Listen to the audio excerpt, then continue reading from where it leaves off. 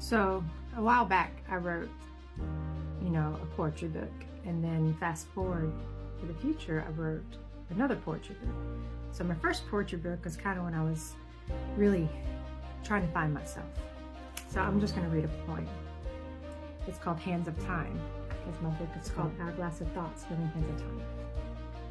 When you're alone in silence, when you are standing still, turning around to remember the shadows of what you feel, you miss the pain of light that jolts into your spine, reminding you're alive, exhaling cold air into the night. It circles into a pattern showing the hands of time, drifting away so slowly, fading away into the sky.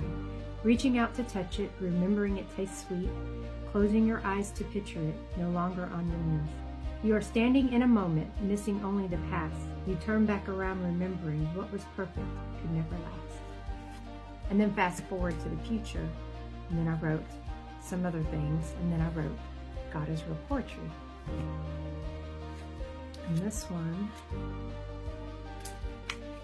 it's called Gravity.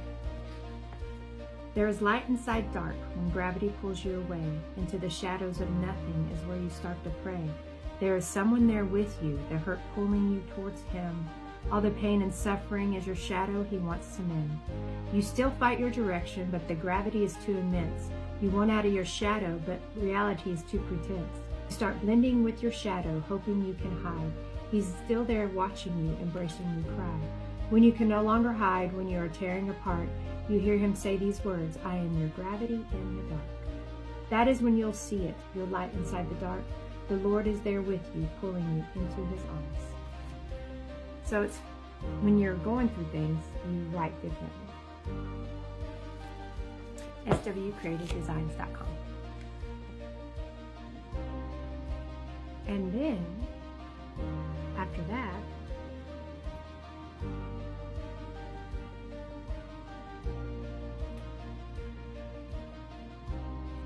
isn't that cool how God works?